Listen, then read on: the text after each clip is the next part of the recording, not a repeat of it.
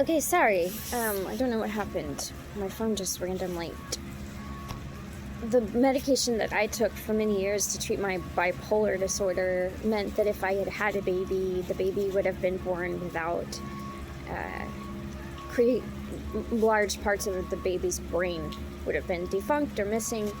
That's the kind of horrific thalidomide type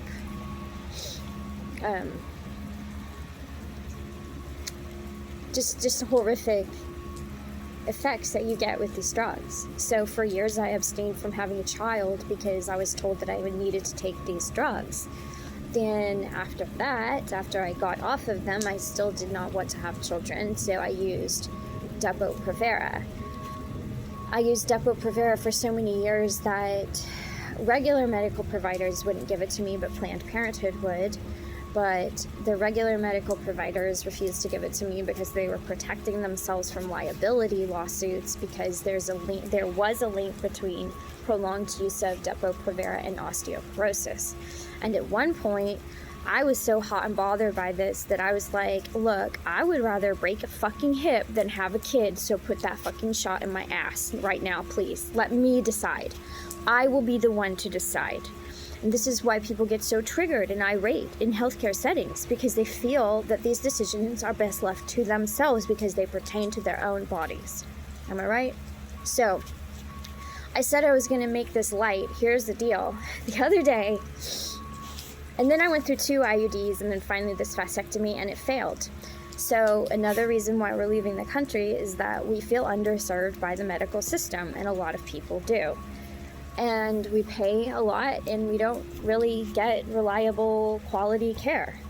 I've been blessed to have a very good medical provider in terms of my GP, but most of what she does is just write referrals, and you just cross your fingers that the people that she's referring me to are as like on the ball and as kind as she is, and it's just been a nightmare. So anyway, the other day we had this conversation aboard the boat in which I said,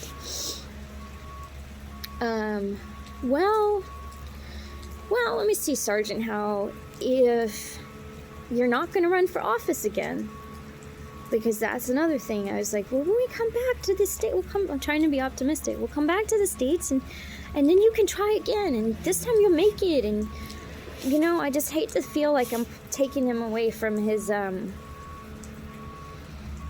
calling, I feel like this country doesn't deserve him right now. But so anyway, I said, okay, so I said, okay, all right, listen, if you're not going to run for office again, maybe I will have your baby.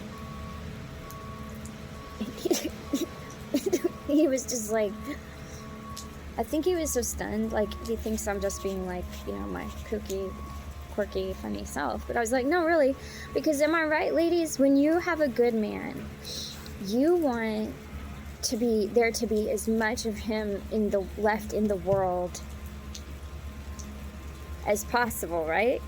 And then I remembered, oh God, he already has a daughter and 4 grandkids, and he's asked me to write his biography for his grandkids, which I will happily do because, you know, I like writing and not so much like potty training. So either way, what I'm saying is, you know, I've been very up in arms lately about this channel that I was exposed to, Psychobabble with Dr. Spear, in which she claims that, you know, the feminists have ruined the lives of the women because they make them delay the motherhood, etc. And it's like, she's actually saying that psychopathology results in women who don't have kids. And it's hard for me to argue with her because in a lot of my life I do prove her right. Like I think I was raised by an unwanted child, and that was horrible. I do think women came out of the workforce too rapidly, and that left a vacuum in terms of child rearing. And as a result, we have had an incredible upsurge in the number of people with cluster B personality disorders, because that is an attachment child rearing formative years problem. And the moral aphasia of pretending, though, that it's all pathological females or all pathological males, I mean, I'm not even, that's what's driving me batty about the politics of this moment, okay? But at any rate, what I'm saying is, I guess I'm one of those women. I'm blessed either way. If I don't have a kid, I feel like I will be happy and fulfilled. If I do have a kid, I feel like I have the strength to bring that baby to term, and that baby definitely would that baby, in all medical likelihood, would have probably mental retardation at the least, at the minimum, because we're so advanced in age, and I have had a history of smoking and psychotropics. I would give that baby up for adoption if I chose to bring it to term, because some people in this world, maybe that's their destiny or calling or karma or what have you, to raise a new soul. I believe those people are new souls. I don't believe much in the way of religion, but that's kind of my way of looking at it. But not me. Thank you. That ain't me, babe. And if you have a problem with that, again, do what you do. Drop a hate comment. Like, we have a saying in where I'm from, Texas, the taint of the northern hemisphere, like wish in one hand and shit in the other. It's kind of like, well, wish in one hand and leave nasty trollish comments in the other and see what happens. Okay, bye.